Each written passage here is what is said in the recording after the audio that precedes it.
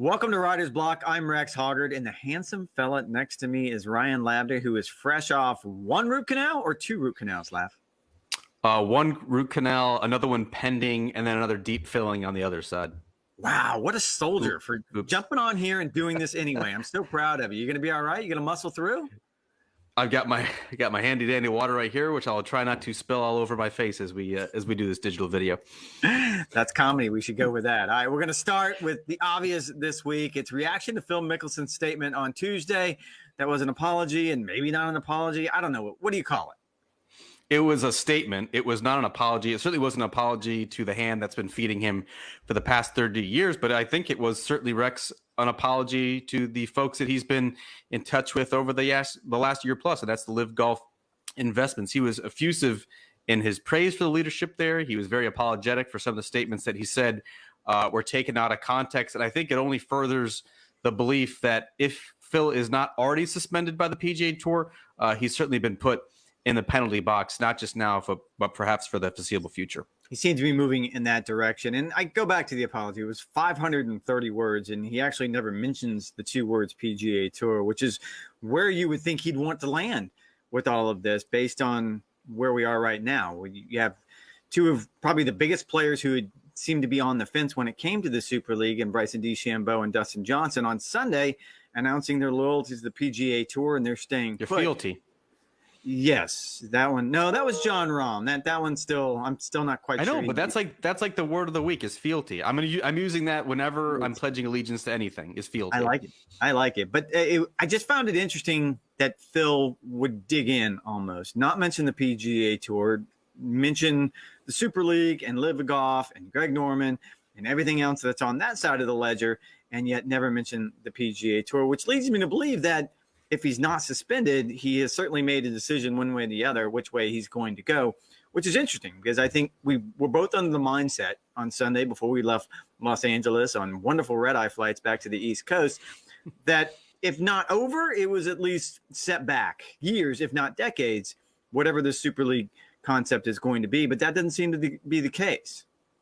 No, it doesn't seem to be the case. And it's almost like we're watching, Rex, like the meltdown of a living legend in real time. I mean, sponsors are dropping him. KPMG came out on Tuesday to disassociate with the 51-year-old Hall of Famer. I mean, it seems like his brand right now is as toxic as it possibly can be. We talked about the potential for a PGA Tour suspension. It seems like he's just trying to continue to play nice with the folks over at the Super Golf League.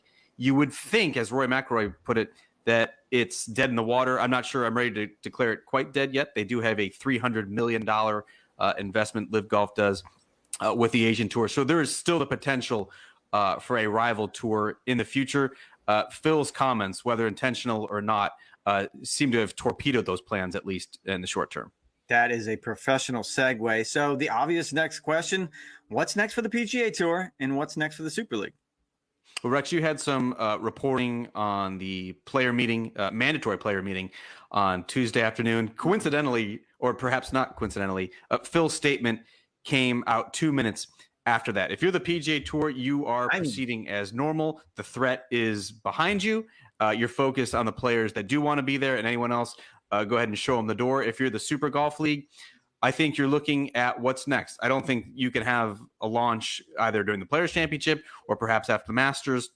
As was rumored, this is now need to be put to the back burner. I think even just kind of associating with something after Phil said the quiet part out loud is going to be a no-go for a lot of these PGA Tour players who are hoping to cash in.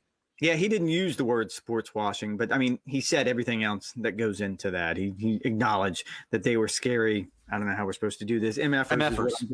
Yes, that's what I'm going to dig into, that he acknowledged all of the bad things that we know this is about. And that sent a lot of players running. I think it sent most players who were even vaguely interested in this to the other side because they simply can't be associated with it right now. As far as the PGA Tour is concerned, I will say that the Tuesday meeting, Jay Monahan, the commissioner, spoke for 10 minutes right off the top, and he acknowledged that his speech on Tuesday was much different than it had been just 3 days earlier. And it felt a little bit like a victory lap, and a well-deserved victory lap. I mean, look, the PGA Tour, we have talked about what a real threat the Super League is and could become in the future. And for them to stare it down, at least in this battle I don't know if the war is over, but certainly this was a big battle for them to win. They essentially have all the top 20 players in the world who have pledged their fealty. Is that what we're going to go with? Yeah, nailed it. Thank you very much. To the PGA Tour. I think if it's not over, then we're very, very close to that. I don't think it goes away. There's too much money. You pointed out just the investment in the Asian Tour alone is $300 million. And you get the idea. That's just kind of the tip of the iceberg, so to speak. So I don't think this goes away. I think this is part of the conversation in golf going forward. But if they didn't set them back years, it does feel like decades. As far as the PGA Tour is concerned, it did put them in a situation where they had to answer some of these questions. They had to answer some of the questions that players had specifically about the finances, about how we're going to award the top players, about some of the concerns about the fall series. And transparency, Rex. That seems to be a big sticking point for a lot of players that hopefully we can improve upon after this. And I think the PGA Tour has been forced to answer these questions and come up with ideas like the Player Impact Program, which we can both agree.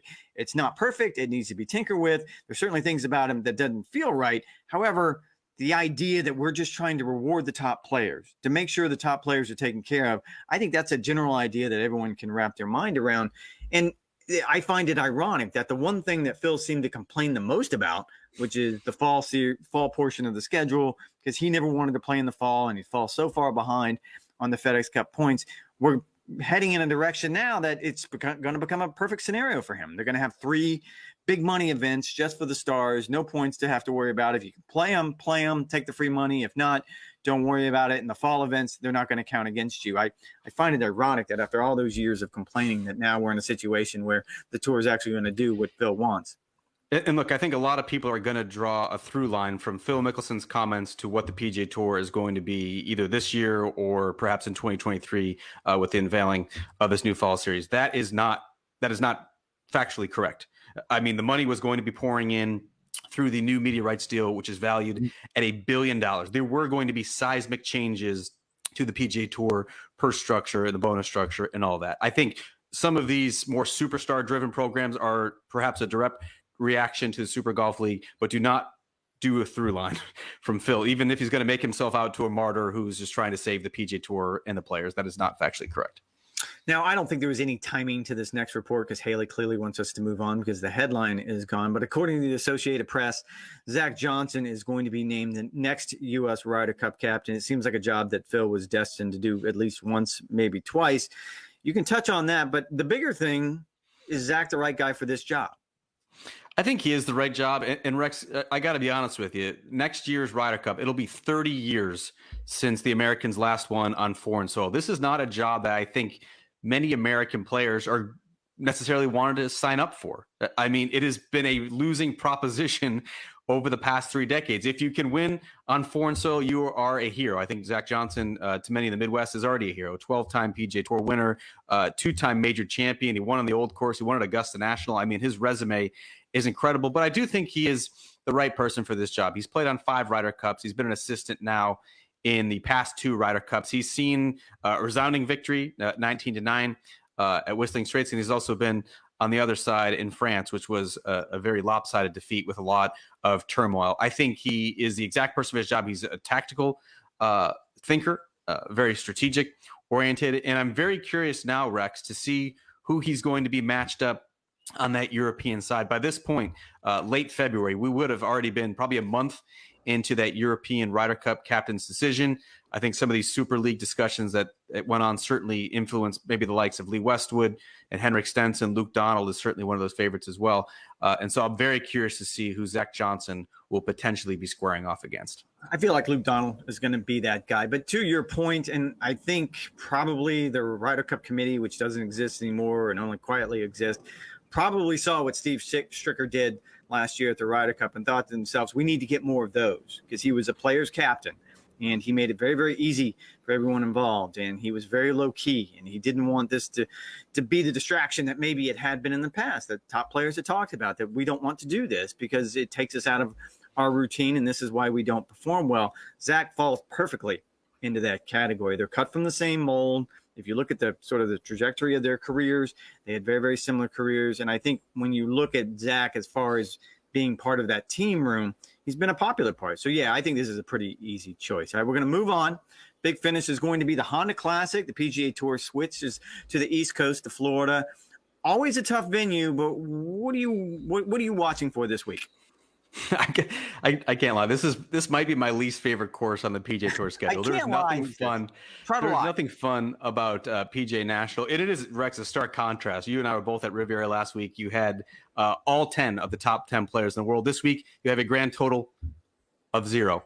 And that's why my player to watch this week is Brooks Koepka. You look at his last 3 starts on the PGA Tour, miscut, T3, miscut last week at Riviera. And now he's heading to a golf course at PGA National where he does have some success. He was a runner-up there in 2019. And it's kind of the same thing that you had in Phoenix. Brooks is a show-off. He is a natural show-off. And you get him in South Florida in front of what's going to be a lot of friends and family. He's going to want to perform well. He's not going to want to trunk slam on Friday and drive the 30 minutes back up to his home in Jupiter. I can see him playing well this week, and I'm very curious to see because in the Masters, TikTok, it's only about 6 weeks away. I don't know. We always have this conversation. We have been having this conversation about Brooks. Again, check back with me at the end of the Grand Slam season. I just want to see him play well. I think golf is more interesting when Brooks Koepka is playing well. It is. I think it's more interesting when Bryson DeChambeau is playing well. And we're in a situation now where neither one of them, well, one's not playing at all and the other's not playing great. So I think golf could use a shot in the arm with some sort of performance out of either one of those two. I'm going to disagree with you, though. I'm actually happy that we're at PGA National because all we've heard about for the first 2 months of the season is how easy golf has become and how all these players can do is go out and make birdies, and it's boring golf, and they're taking advantage of the new equipment and the golf ball that goes too far. I think PGA National could be the answer to everything that people think ails golf right now. So you want to see Matt Jones win by 5 on a nondescript hazard 9 under par, wins by 5. It's blowing sideways. Guys are making sixes. Such a terrible golf course. And I don't want to see it every week. It's everything that's wrong with Florida golf. And I don't want to see 30 under every week. But this is the ebb and flow of the golf season. You can't have one without the other. This is the constant balance that we're talking about all the time. In this particular case, PGA National is not a fun golf course to play. It's why we have the field that we have. It's not a fun golf course to watch either, which is why there's no one playing in it. However, I think we need the yin to the yang that has been the easier of the two golf courses. All right, Lav, I give you all kinds of props, man. Matt Monsoon of props for braving this one out after, look at you. I'm proud of you. Very, very good. All right, check back with us on Sunday when we will recap everything that happens from wonderful PGA National. See ya. And I'm not going to be as swollen then.